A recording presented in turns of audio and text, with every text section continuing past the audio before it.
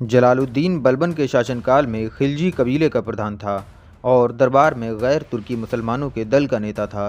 कुछ समय बाद जलालुद्दीन ने खिलजी वंश की स्थापना की।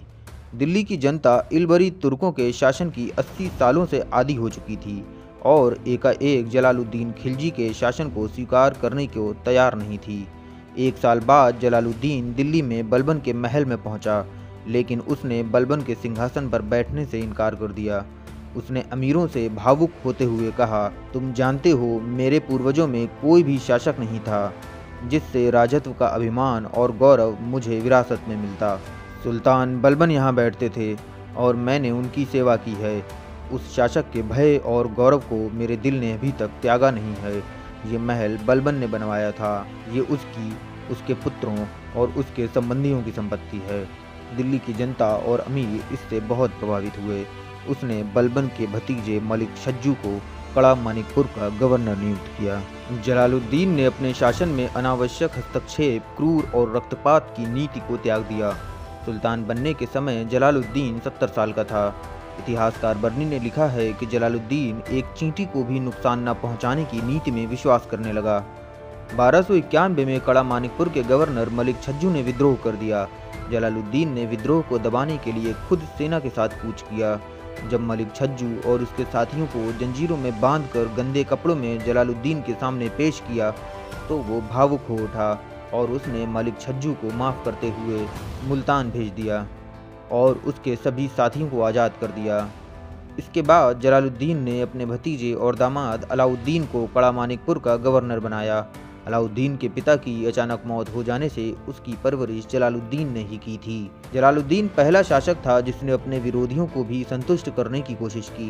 वो कहता था, मैं एक वृद्ध मुसलमान हूँ और रक्त बहाने की मेरी आदत नहीं।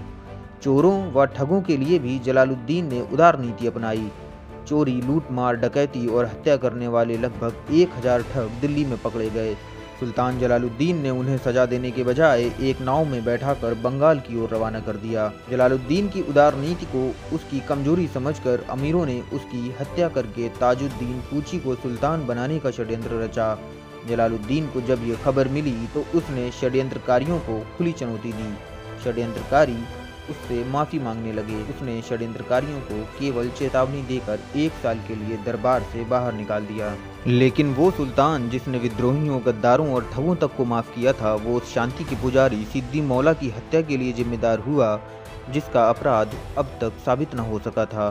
सिद्दी मौला ईरान से आए एक संत थे। बलबन के शासनकाल में ही वो दिल्ली में बस गए थे और एक बहुत बड़ी खानकाह चलाते थे जिसमें हजारों भूखे लोग रोज खाना खाते थे। जलालुद्दीन का बड़ा बेटा शहजादा खान खाना भी सिद्दी मौला का मुरीद था। सिद्दी मौला के प्रभाव में आकर कई सारे अमीर और अधिकारी खानकाह में जाने लगे और वहां राजनीतिक चर्चाएं होने लगीं। सिद्दी मौला पर यह आरोप लगाया गया कि 2 हिंदू अधिकारियों ने जलालुद्दीन की हत्या करके सिद्दी मौला को सुल्तान बनाने का षड्यंत्र रचा है। ये सूचना सुल्तान को मिली तो उसने दोनों अधिकारियों को मृत्यु दंड दे दिया और सिद्दी मौला को हाथियों से कुचलवा दिया। सिद्दी मौला की मौत के कुछ दिन बाद ही सुल्तान के बड़े बेटे खान खाना की मौत हो गई। जलालुद्दीन के समय 1292 में अब्दुल्ला के नेतृत्व में मंगोलों ने आक्रमण किया, लेकिन मंगोल हार गए। उसके बाद हलाकू के पुत्र उलूग खान ने आक्रमण किया, लेकिन बाद में उलूग खान ने अपने 4000 समर्थकों के साथ इस्लाम धर्म स्वीकार करके भारत में ही रहने का फैसला किया। जलालुद्दीन ने उन्हें भारत में रुकने की अनुमति दी और रहने का स्थान, भत्ते और राजकीय पद प्रदान किए। सुल्तान ने अपनी एक बेटी की शादी उलूग खान के साथ कर दी। यही मंगोल बाद में नवीन मुसलमान कहलाए और ये जगह आज भी मंगोलपुरी के नाम से प्रसिद्ध है।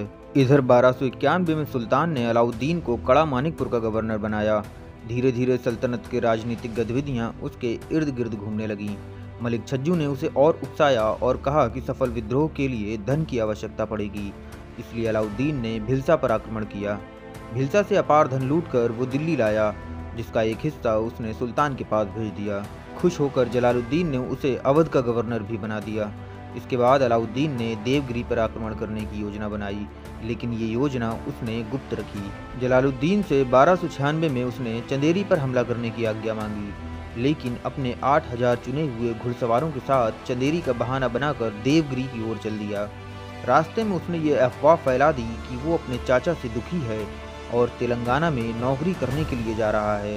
इस वजह से उसका किसी ने विरोध नहीं किया। देवगिरी पहुंचकर अलाउद्दीन ने अचानक आक्रमण कर दिया। इस अचानक हुए आक्रमण से देवगिरी का राजा रामचंद्र देव हक्का बक्का रह गया।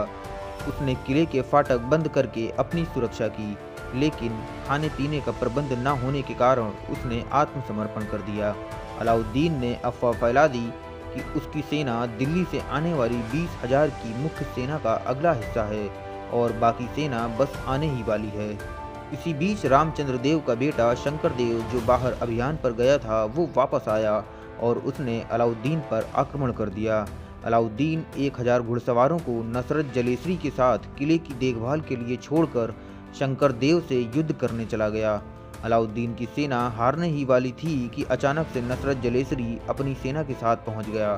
शंकर देव उसे दिल्ली से आने वाली सेना समझकर डर गया और संधि करने के लिए मजबूर हो गया। जब अलाउद्दीन देवगिरी को जीतकर कड़ा मानिकपुर की ओर लौट रहा था तो जलालुद्दीन को अपने भतीजे के दक्कन के गुप्त अभियान का पता चला। जलालुद्दीन उस समय ग्वालियर में था। कुछ समय बाद अलाउद्दीन ने अपने भाई अल्मास बेग, जो कि उस समय जलालुद्दीन के दरबार में था, उसे एक पत्र लिखा और सुल्तान से अपने दक्षिण अभियान के लिए माफ़ी मांगी और पूरा धन सुल्तान को देने का वचन दिया। लेकिन उसने शर्त रखी कि सुल्तान कड़ा मानिकपुर आए। उसने कहा कि अगर सुल्तान ने उसे माफ़ नहीं किया तो वो खुदकुशी कर लेगा या बंगाल भाग जाएगा। जलालुद्दीन बहुत भावुक हो गया और उसने फैसला किया कि वो कड़ा मानिकपुर जाएगा। जलालुद्दीन नदी के रास्ते मानिकपुर पहुंचा और उसकी सेना जमीन के रास्ते से अहमद चप लेकर आया। इधर अलाउद्दीन भी कड़ा छोड़कर गंगा नदी को पार करके मानिकपुर पहुंच गया, जिससे जमीन के रास्ते से आने वाली सुल्तान की सेना को नदी पार करने में कठिनाई हुई। अल्मास बेग ने सुल्तान को कहा कि वो अकेले ही अलाउद्दीन से मिलने जाए, कहीं ऐसा न हो कि वो सेना देखकर डर जाए।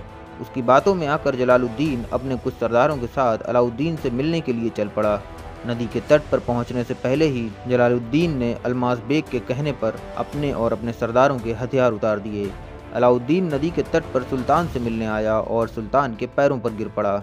जलालुद्दीन ने उसे उठाकर गले से लगा लिया और उसका हाथ पकड़कर नाव की तरफ चलने लगा। उसी समय अलाउद्दीन के इशारे पर मोहम्मद सलीम ने सुल्तान पर हमला किया। सुल्तान घायल होकर नाव की तरफ ये कहते हुए भागा कि धोखेबाज अलाउद्दीन, ये तूने क्या किया। इसके बाद अलाउद्दीन के दूसरे साथी इख्तियारुद्दीन हूद ने सुल्तान का सर धड़ से अलग कर दिया। केवल मलिक फ़खरुद्दीन को छोड़कर सुल्तान के सभी साथियों को मार दिया गया। सुल्तान के कटे हुए सर को कड़ा मानिकपुर और अवध की सीमाओं में घुमाया गया। अब अलाउद्दीन को दिल्ली की गद्दी तक पहुंचना था, लेकिन जलालुद्दीन की हत्या से कई खिलजी अमीर दुखी थे और अलाउद्दीन से नाराज़ थे। जलालुद्दीन का दूसरा बेटा उस समय मुल्तान में था। ऐसे में जलालुद्दीन की विधवा बीवी मलिकाए जहां ने दिल्ली की खाली गद्दी पर अपने बेटे कद्र खान को रुकनुद्दीन इब्राहिम के नाम से बैठा दिया और खुद उसकी वास्तविक शासक बन गई। उसने जलाली अमीरों में इक्ताओं को बांटना शुरू कर दिया और सरकारी पत्रों पर हस्ताक्षर करने लगी। अरकली खां को जब ये खबर मिली तो वो बहुत नाराज हुआ। उसने दिल्ली की रक्षा के लिए जाने का अपना फैसला टाल दिया और मुल्तान में रहने का फैसला किया। अलाउद्दीन ने इस मौके का फ़ायदा उठाया और दिल्ली पर अधिकार करने की योजना बनाने लगा। सबसे पहले उसने पैसे देकर विरोधियों को अपने में मिला लिया और एक बड़ी सेना लेकर बदायूं और बरन के रास्ते दिल्ली पहुंचा। रुकनुद्दीन उसे रोकने के लिए आगे आया, लेकिन उसकी सेना के एक हिस्से ने उसका साथ नहीं दिया और अलाउद्दीन की सेना से जा मिली। सेना द्वारा धोखा दिए जाने से रुकनुद्दीन जल्दी ही हार गया और अपनी मां और जलालुद्दीन के परिवार के कुछ लोगों के साथ मुल्तान भाग गया और अलाउद्दीन युद्ध जीतकर बलबन के लाल महल में सिंहासन पर बैठ गया। अलाउद्दीन ने इसके बाद मुल्तान के किले पर हमला करवाया और मुल्तान पर कब्जा करके अरकली खान और कद्र खान को अंधा करवा दिया। मंगोलों के सबसे ज़्यादा आक्रमण अलाउद्दीन के समय में ही हुए। वास्तव में मंगोल इस बात से चिढ़े हुए थे कि अलाउद्दीन ने जलालुद्दीन की हत्या करके दिल्ली की गद्दी हासिल की थी, जबकि जलालुद्दीन ने मंगोलों को दिल्ली में बसाया था। उसने मंगोलों के आक्रमण से दिल्ली की रक्षा के लिए सीरी नगर की स्थापना की और उसमें सीरी के किले का निर्माण कराया। उसने मंगोल आक्रमण से निपटने के लिए रक्त और तलवार की नीति अपनाई। इतिहासकार फरिश्ता ने दावा किया कि अलाउद्दीन ने सीरी के किले के निर्माण में 8000 मंगोलों के सिर का इस्तेमाल किया था। अलाउद्दीन दिल्ली का पहला सुल्तान था जिसने धर्म को राजनीति से अलग किया। उसने उलेमाओं की इच्छाओं का पालन नहीं किया और उनके विरुद्ध प्रशासन की नीति अपनाई। उसने धर्म पर राज्य का नियंत्रण स्थापित किया और ऐसे तत्व को जन्म दिया जिससे राज्य धर्मनिरपेक्ष रूप में खड़ा हो सकता था। बर्नी ने लिखा है कि अलाउद्दीन कहता था कि राजनीति और सरकार एक चीज है और कानून के नियम और फरमान दूसरी। शाही आदेश राजा के पास होते हैं, कानूनी फरमान काजियों और मुफ्तियों के फैसले पर टिके होते हैं। इस मत के अनुसार राज्य का जो भी मामला उसके सामने आया वो केवल जनता की भलाई के लिए देखता था। इस पर विचार किए बिना कि इससे निपटने का उसका तरीका काजियों और मुफ्तियों की नज़र में वैध था या गैर कानूनी। उसने कभी भी राजनीतिक मामलों के बारे में कानूनी राय नहीं मांगी। बलबन ने राजा को ईश्वर का प्रतिनिधि घोषित किया था, लेकिन अलाउद्दीन ने कहा सत्ता का स्रोत शक्ति में निहित है। शासक ना तो ईश्वर की दया से सिंहासन प्राप्त करते हैं और ना जनता की इच्छा से और ना ही उलेमाओं की मदद से। वो अपनी बहुलता यानी मेजॉरिटी से सत्ता पर अधिकार करता है और जब तक वो शक्तिशाली रहता है तब तक सत्ता बनी रहती है। उसने कहा कि मैं नहीं जानता कि आखिरत के दिन खुदा मेरे साथ क्या व्यवहार करेगा। उसने खलीफा से अपने सुल्तान पद की स्वीकृति लेने की आवश्यकता नहीं समझी और ना ही इसके लिए कभी कोशिश की। बर्नी ने बताया कि अलाउद्दीन ने एक नए धर्म की स्थापना और विश्व विजय की योजना बनाई थी। उसने खुद को दूसरा सिकंदर घोषित किया।